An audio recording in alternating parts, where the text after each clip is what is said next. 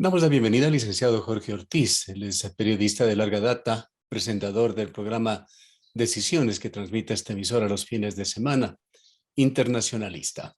Jorge, bienvenido. Quisiéramos su Gracias, opinión Gustavo, por la sobre invitación. este conflicto tan grave y con proyecciones que tanto nos hacen pensar a todos los habitantes de este planeta que se está dando en Ucrania. ¿Cómo mira la situación en este séptimo día de actividades bélicas?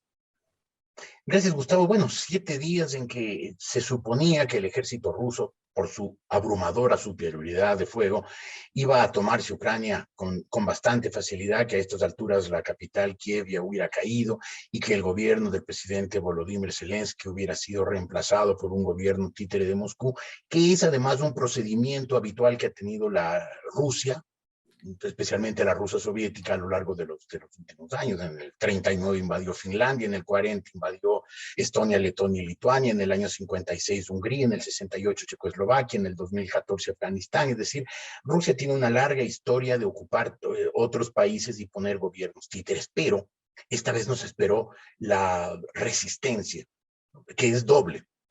La resistencia heroica, admirable del pueblo ucranio, que salió a dar pelea al ejército ruso con enorme cantidad de bajas, pero con un heroísmo admirable, y la reacción de la comunidad internacional, que ha aislado a Rusia con sanciones muy fuertes y que lo ha convertido en un paria internacional y a Putin en casi, por ahora nada más que un prospecto de criminal de guerra. Pronto cortes internacionales seguramente lo juzgarán.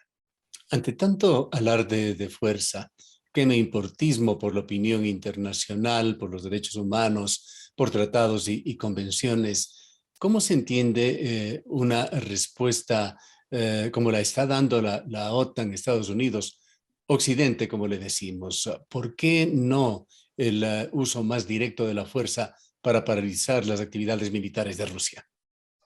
Lamentablemente, cuando en el año 2014 el gobierno del presidente Vladimir Putin ocupó la península de Crimea y la ciudad de Sebastopol, dos unidades autónomas pertenecientes al Estado ucraniano, no reaccionaron, ¿no? El Occidente no reaccionó, tuvo una pasividad muy grande e incluso ni siquiera en los años siguientes se dedicó a darle fortaleza a Ucrania por medio de apoyo económico, militar, financiero, incluso político. Y entonces yo creo que hoy hay un sentimiento de culpa, ¿no? Un sentimiento de que de alguna manera el Occidente repitió el error de condescendencia que en 1938 tuvo el gobierno británico, el del primer ministro Neville Chamberlain con Hitler.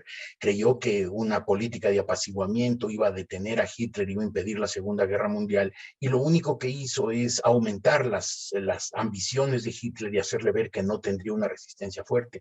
Esta vez pasó lo mismo. La condescendencia occidental frente a la ocupación de Crimea y Sebastopol hizo que Putin redoblara sus ambiciones y las volviera más rápidas. Y a partir del 14, pues se rearmó más, se preparó para una guerra de larga duración y la lanzó ahora contra Crimea. Y entonces el Occidente se siente culpable de no haber dado en su momento el apoyo que necesitaba Ucrania, y pues hoy le está dando un apoyo muy significativo que le va a causar a largo plazo muchos problemas a Putin.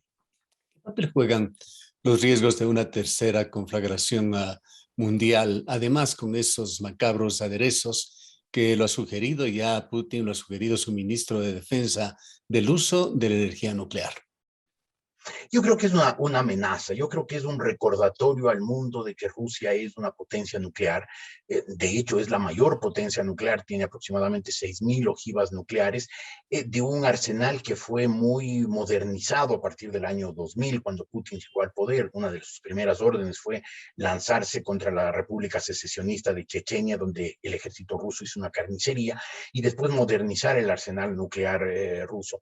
Pero yo creo que el mismo pueblo ruso debe haberse preocupado en el momento que lo dio a Putin, que ponía en alerta a sus armas nucleares, a su arsenal nuclear, porque la gente, incluso la gente más nacional patriótica en Rusia, que lo apoya a Putin, quería simplemente una ocupación de Ucrania, pero ni el más fanático puede querer que Putin se meta en una guerra nuclear que podría ser el final de la especie humana sobre este planeta. Yo creo que es un alarde de fuerza de Putin cuando sintió la debilidad de su soledad, porque cuando se lanzó contra Ucrania pensó que toda la extrema derecha y la extrema izquierda mundial que le habían hecho cobro a Putin todos estos años por la cruzada que él encabeza contra las democracias liberales, creyó que iba a encontrar el mismo apoyo y se encontró solo. Lo apoyan 5 países, lo apoyan los miembros de la Organización del Tratado de Seguridad Colectiva, que son Bielorrusia, Armenia, Tayikistán, Uzbekistán y Kazajistán. Lo apoya Siria, porque está ocupado por tropas rusas, lo apoyo a Corea del Norte por la locura del régimen norcoreano, y le apoyan Cuba, Nicaragua y Venezuela. Aparte de eso, nada más. Le apoyan los hutíes yemeníes, le apoyan los ridículos socialistas del siglo XXI, todos ellos de extrema derecha, extrema izquierda, incluso los partidos xenófobos y racistas europeos, porque lo ven a Putin el líder de esta cruzada contra la democracia liberal, y esto hermana a la extrema derecha y la extrema izquierda. Pero excluidos de estos fanáticos de extremistas, el resto del mundo se levantó contra Putin. En todo caso, la pregunta del millón es, ¿cuáles son los límites de las ambiciones de Putin? Yo creo que Putin quería tener el control sobre lo que fue el espacio soviético, ¿no? La Unión Soviética llegó a tener 22,3 millones de kilómetros cuadrados, hoy tiene 17,1, se quedó con la que fue Rusia, sin las otras 14 repúblicas que se anexionó para crear la Unión Soviética, y creía él que ese espacio le pertenecía.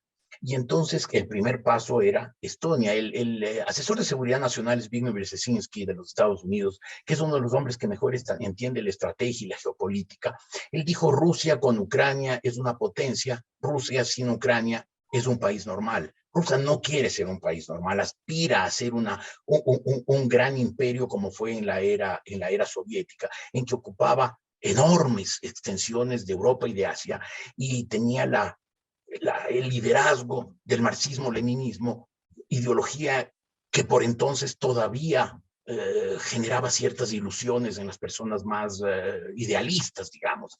Hoy Rusia no es nada de eso. Y yo creo que hoy, viendo la reacción del mundo, creo que Putin limitará sus ambiciones a Ucrania. Creo que su paso posterior, que era tomarse las 3 repúblicas bálticas, que fueron repúblicas de la Unión Soviética, creo que deben haberse agotado, porque tanto Estonia como Letonia y Lituania ya son parte de la OTAN. Y de acuerdo al artículo 5 de la Organización del Tratado del Atlántico Norte, el ataque a cualquiera de sus 30 países es un ataque contra todos. Es decir, Putin sabe que si va un poquito más allá de Ucrania, le cae todo el peso del Occidente, que es política, militar y económicamente mucho más poderoso, por supuesto, que Rusia. En todo caso, ¿qué papel jugará dentro de esto esta pulsación de tipo económico que estamos viendo, esa dependencia de los hidrocarburos de Rusia, de buena parte de Occidente, particularmente Alemania, las sanciones económicas, por otra parte, que se están imponiendo? Hay visiones que señalan que esta guerra no se definirá en los campos de batalla, que será una guerra de desgaste económico, particularmente por la vulnerabilidad de Rusia. Exactamente, esa es la clave, Gustavo, la vulnerabilidad de Rusia. Rusia, a pesar de ser un país del tamaño que es, el más extenso del mundo, de haber sido una potencia mundial, aunque el nivel de vida de su gente era muy bajo, pero militarmente era muy fuerte, Rusia tiene una economía muy dependiente del sector primario de la economía, o sea, del gas y del petróleo. Es decir, tiene una economía del tercer mundo, no es una economía ni industrializada ni mucho menos tecnologizada, y por lo tanto pues va a poder resistir poco a las sanciones. Así como cifras para mencionar, Rusia tiene, como les decías, 17.100.000 kilómetros cuadrados, Italia tiene 300.000, es decir, Rusia es por extensión casi 60 veces más grande que Italia, y sin embargo el Producto Interno Bruto de Italia casi llega a los 2 millones de millones, mientras que el Producto Interno Bruto de Rusia apenas está en el 1.600.000.000 de millones. Es decir, Italia, siendo 60 veces más chico que Rusia, tiene un Producto Bruto que es 27 o 28% más grande. Eso demuestra la vulnerabilidad, y le comparo con Italia. Si le comparo con Francia, Rusia está más deteriorada. Si le comparo con cualquiera de las otras potencias, Japón, obviamente los Estados Unidos, se ve que es una economía muy frágil, muy vulnerable, y no va a poder resistir una guerra de largo aliento. En todo caso, estamos asistiendo a algo que muy pocos posiblemente esperaban, una guerra que nos ha traído los recuerdos de la Segunda Guerra Mundial y los riesgos de una tercera.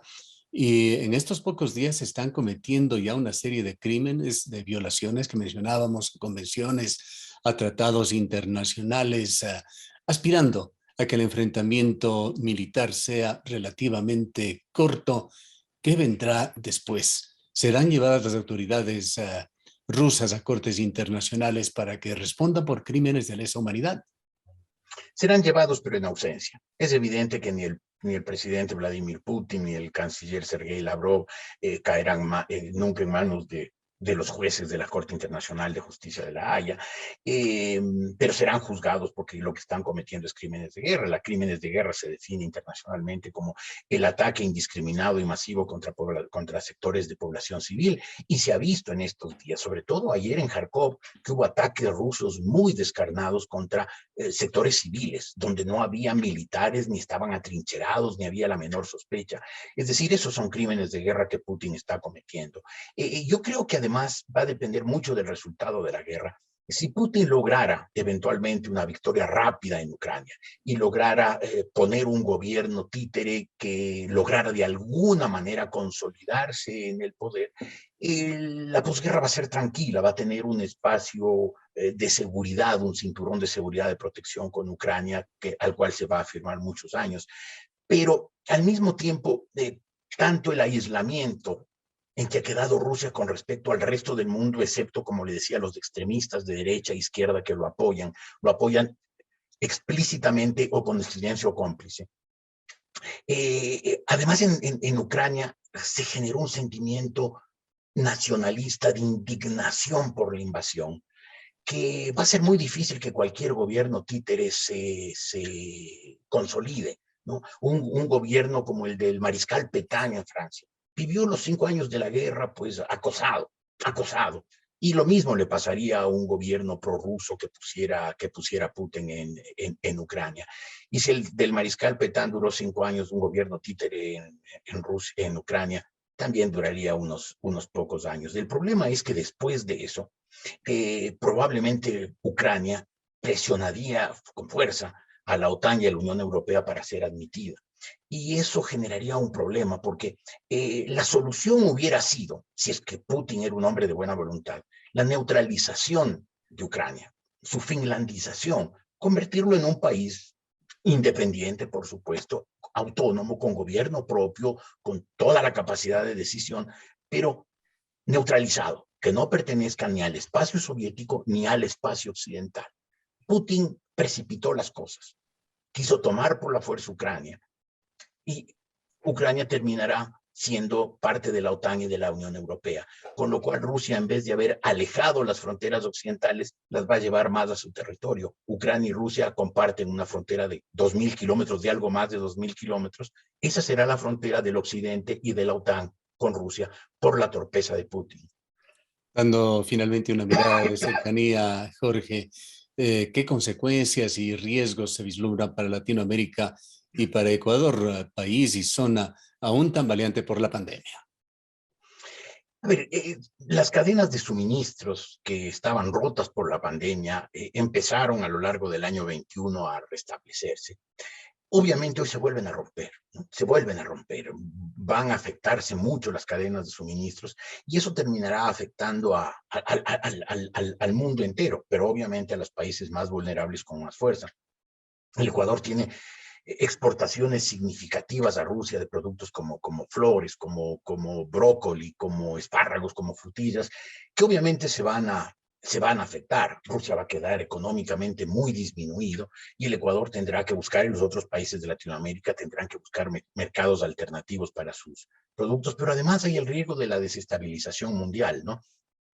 Si eventualmente ganara Putin la guerra y lograra consolidarse, él reforzaría su cruzada en contra de las democracias liberales apoyada en la extrema derecha y apoyada en la extrema izquierda. El Ecuador tiene, por ejemplo, la amenaza permanente de los socialistas del siglo XXI, que si Putin ganara la guerra se sentirían alentados, tendrían un apoyo más fuerte y por lo tanto el proceso de desestabilización del Ecuador y de otros países se apresuraría. En cambio, si es que Putin fuera derrotado, habría que ver cuál es su reacción. Si decide convertirse en un estadista, que se dedica a la reconstrucción de Rusia y se olvida de sus afanes imperiales, con lo cual esta cruzada internacional contra las democracias liberales se apaciguaría, o si quiere pues simplemente replegarse para después volver a la carga, con lo cual pues otra vez quedaría la inestabilidad colgada del hilo. Así es que habrá que ver qué pasa. Los próximos días, las próximas semanas van a ser cruciales para el mundo. Gracias, Jorge, por su valiosa presencia. Un gusto, Gustavo. Hasta pronto. Que le vaya muy bien. Declaraciones del licenciado Jorge Ortiz, periodista internacionalista, director del programa Decisiones.